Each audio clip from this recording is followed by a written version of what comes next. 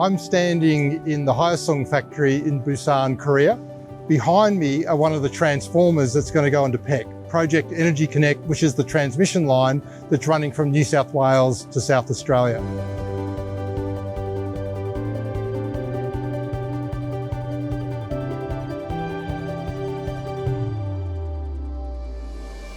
It's part of the Powering Tomorrow Together program, and we're going to be signing another contract today with Hyosung to supply more transformers that will be heading into HumeLink and VNI West.